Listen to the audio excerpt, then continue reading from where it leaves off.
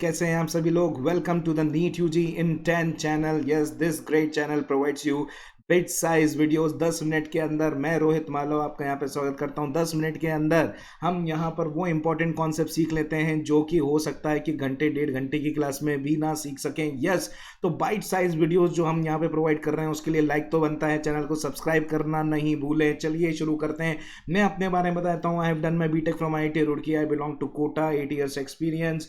NEET और IIT दोनों के लिए मैं पढ़ाता हूँ फिजिक्स। अनअकैडमी प्लस पर अनअकैडमी प्लस आप ज्वाइन कर सकते हैं। बिल्कुल, उसका डिस्क्रिप्शन में थोड़ी ही देर में आपको देने वाला हूँ। हम अनअकैडमी के बारे में अगर जान ले तो नीट की लिए जो प्रिपरेशन है वो सबसे इंपॉर्टेंट तरीके से, सबसे बेहतरीन तरीके से इस चैनल के ऊपर करेंगे। टॉप एडुकेटर्स यहाँ पर जुड़ चुके हैं। इंडिया का नंबर 1 यहाँ पर प्लेटफॉर्म है ऑनलाइन के लिए, पढ़ाई के लिए। Excuse me. Now daily live classes यहाँ पर होती हैं। स्ट्रक्चर कोर्सेज अनलिमिटेड क्लासेस यहाँ पर आपको मिल जाती हैं। लाइव टेस्ट एंड क्विजेज यहाँ पर अनअकैडमी की लर्निंग ऐप डाउनलोड करना ना भूलें। और यहाँ पर बात करें तो नीट यूजी के सब्सक्रिप्शन जो कि एक इंपॉर्टेंट चीज़ है, इस पर अगर हम ध्यान दें तो 12 मंथ का जो आपका यहाँ पर है केवल फीस ओनली 27,000। रोहित 10 का कोड लगाना ना भूलें। रोहित 10 का कोड लगाने के बाद 10% डिस्काउंट आपको मिल जाएगा यहाँ पर। चलिए चलते हैं 24 मंथ्स की बात करते हैं। 24 मंथ्स के लिए हम बोल सकते हैं कि सर यहाँ पर इतनी फीस कम है क्या? यस, और ये केवल फिजिक्स की नहीं है दोस्तों। यस, ये आपकी फिजिक्स, केमिस्ट्री, बायोलॉजी तीनों सब्जेक्ट यहाँ पे समेटती है। रोहित 10 कोड आप यहाँ पर लगा सकते हैं। चलिए ठीक है, शानदार तरीके से हम यहाँ पर जुड़ चुके हैं और शुरू करते हैं आज का session. That is variable acceleration. Rectilinear motion में अधिकतर लोगों को इसमें दिक्कत होती है कि सर वेरिएबल एसेलरेशन जो है इससे रिलेटेड हमको क्वेश्चंस नहीं आते, क्योंकि आपने पिछले वीडियो में आराम से हमको v equal to u plus a t, s equal to u t plus half t square, v square equal to u square plus 2a सारी की सारी इक्वेशंस आपने बता दी थी कि वो तभी लगता है जब एसेलरेशन कांस्टेंट होता है। तो बेटा डरने की कोई बात नहीं है। आप डेफिनेशन के ऊपर जाओगे। डेफिनेशन क्या है? डेफिनेशन अगर मैं एसेलरेशन की बोल देता हूं वो भी इंस्टेंटेनियस, ठीक है ना। डेफिनेशन ऑफ एसेलरेशन थोड़ा सा ध्यान से देखेंगे, और वो भी इंस्टेंटेनियस एसेलरेशन। क्या बोल रहा हूं मैं? इंस्टेंटेनियस एसेलरेशन के बारे में अगर हम बात करें तो इसकी डेफिनेशन में दो तरीके से हम डिफाइन कर सकते हैं। ये पिछले वीडियो में भी आपको बताया था। A can be written as rate of change of velocity, जिसके अंदर कोई शक वाली बात नहीं। किसी को वेक्टर लगाना है वेक्टर भी लगा दो भाई, कोई दिक्कत नहीं है। और जो आपका ए है वो हम v into d v by d x, ये भी वेक्टर वगैरह आप यहाँ पर लगा सकते हैं। इस तरीके से काम हो जाता है। तो आप यहाँ पर देख सकते हैं कि ये कब अप्लाई करना चाहिए? जब आपको velocity as a function of x दे रखा हो या acceleration as a function of x दे रखा हो, तो मेरा दिमाग यहाँ पर चलना चाहिए कि मैं ए को v into d v by d x लिखना चाहूँगा। हाँ, हम ये देखेंगे लिख कर कि भाई इससे मदद मिल रही है या नहीं। बिल्कुल। और अगर मुझे किसी ने velocity as a function of time दे रखा हो, अगर मुझे किसी ने acceleration as a function of time दे रखा हो, तो मेरे दिमाग में क्या घूमेगा? मेरे दिमाग में घूमेगा कि sir dv by D T क्यों ना लिख ले इसको। बिल्कुल सही बात। तो एसेलरेशन वेरिएबल होने का मतलब कि वो कांस्टेंट नहीं है, वो टाइम पे डिपेंड कर रहा है, यानी कि या फिर वो एक्स पे डिपेंड कर रहा है, इवन वो v पे भी डिपेंड कर सकता है। Yes, acceleration can be the function of velocity also. Acceleration can be the function of velocity also. तो हम यहाँ पर जब भी वेलोसिटी का फंक्शन बनेगा एसेलरेशन, तब दोनों ही इक्वेशन से काम कर सकते हैं डिपेंडिंग ऑन कि क्या हमको क्वेश्चन प्रोवाइड किया गया है। चलिए एग्जाम्पल लेते हैं और एग्जाम्पल से समझते हैं कि किस तरीके से आगे बढ़ा जा सकता है। अगर हम यहाँ पर एग्जाम्पल आपके सामने में लेता हूँ कि एसेलरेशन आपको दे दिया जाता है 2t-3 के बराबर, तो yes sir it is variable, of course it is variable. तो अगर आपसे यहाँ पर पूछा जाता है अ पार्टिकल स्टार्ट्स फ्रॉम, ठीक है, पार्टिकल स्टार्ट्स फ्रॉम ओरिजिन, अगर हमको ऐसा बोल दिया, यानी कि मुझे ये चीज़ पता गया स्टार्टिंग का मतलब होता है t इक्वल टू 0, ओरिजिन का मतलब होता है कि x इक्वल टू 0 से स्टार्ट हुआ है। हमसे पूछा है find out the position as a function of time. अगर ये हमको दे दिया तो हम किस तरीके से बात कर सकते हैं, मैं आज आपको यहाँ पे सिखा रहा हूँ। बहुत ही अच्छे तरीके से आप यहाँ पर सीख भी पाएंगे। ऐसे में ये भी दिया होना चाहिए कि initially the particle was at rest, ठीक है, तो ये ऑल्सो गिवन है। इनिशियली पार्टिकल की वेलोसिटी कुछ भी हो सकती है, यहाँ पे हम रेस्ट ले रहे हैं। Initially particle was at rest, ये इन्फॉर्मेशन हमारे पास क्यों होनी चाहिए उसके बारे में भी मैं आपको जानकारी दूंगा। अच्छा, आप में से अधिकतर लोगों को ये चीज़ पता होगी कि सर एक्स का डिफरेंशिएशन करते हैं टाइम के अनुसार, तो वो dx/dt बन जाता है, यानी कि वेलोसिटी। बिल्कुल सही सुना है आपने, कोई दिक्कत नहीं है। इसका एक और बार डिफरेंशिएशन किया जाए तो सर वो dv/dt बन जाता है, यानी कि एक्सेलरेशन। बिल्कुल ये चीज़ भी आपने सही सुनी है।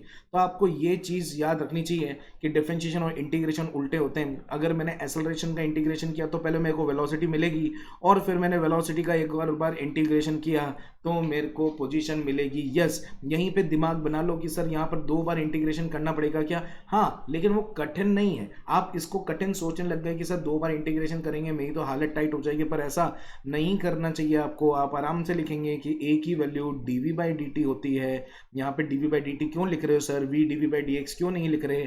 क्योंकि देखो देखो क्या चाहिए, फंक्शन ऑफ टाइम चाहिए, ये है इंपॉर्टेंट बात। तो हम a इक्वल टू dv/dt लिख कर इधर 2t-3 का जो फंक्शन है dt को उधर ले जाकर हम dv और यहाँ पर इंटीग्रेशन 2t-3 इंटू dt कर सकते हैं। इसका भी हम यहाँ पर इंटीग्रेशन कर लेते हैं। तो अधिकतर लोगों को पता ही होता है कि सर ये जो है 2t dt का जो इंटीग्रेशन होता है वो होता है t² 2 -3 और dt का इंटीग्रेशन t होता है 3 को तो हम बाहर ले लेते हैं, तो ये। लेकिन आगे आपको c लगाना पड़ेगा, ये मैं इंपॉर्टेंट बात कह रहा हूँ। तो आपका v is equals to 2t² 2 -3t + c। इसको नेक्स्ट पेज पर अगर मैं ले जाता हूँ और आपके सामने सॉल्व करता हूँ, 2 × t² 2 -3t + c, ये 2 से 2 कैंसिल हो जाएगा। v equal to 3² - 3t + c। क्या मुझे दे रखा था कि t इक्वल टू 0 पर पार्टिकल रेस्ट पर है? यस, इसी का फायदा उठाकर अगर मैं v की जगह पर 0 का स्क्वायर -3 × 0 c निकालूं तो मेरे को c की वैल्यू मिल जाएगी। सर c की वैल्यू मिलेगी आपको 0। बिल्कुल सही बात है। तो क्या मुझे वेलोसिटी मिल गई? हाँ, मुझे वेलोसिटी तभी मिल पाएगी जब मुझे ये कंडीशन दे रखी होती। यहाँ पे t इक्वल टू 0 पर v2 भी दिया जा सकता था, तब c की वैल्यू 2 हो जाएगी। कोई बड़ी बात नहीं कर दी सर, बिल्कुल ठीक है। अब हम यहाँ पर कैसे चल सकते हैं? Sir v equal to t² - 3t मिल चुका है, क्या मैं इसको dx/dt लिख दूं? बिल्कुल, क्योंकि अब मुझे x के बारे में बात करनी है। x की परवाह मुझे ज़्यादा है क्योंकि वही हमसे पूछा है। t² - 3t बेटा, और dt का इधर की तरफ ले जाने पर t² - 3t इंटू dt करके ये dx का इंटीग्रेशन करके हो जाएगी बल्ले बल्ले t³ 3 इंटू t² 2। फिर से c, ये लो भाई। अब यहाँ पर c के बारे में क्या बात करेंगे? यहाँ पर तो इंटीग्रेशन dx हो जाएगा। फिर से देखो, हमको दे रखा है कि t इक्वल टू 0 पर पार्टिकल ओरिजिन से चालू हुआ था, तो हम यहाँ पर फिर से बोल सकते हैं सर x को अगर मैं 0 रख दूंगा तो ये भी 0, ये भी 0, और c की वैल्यू भी 0 आ जाएगी इस इक्वेशन से।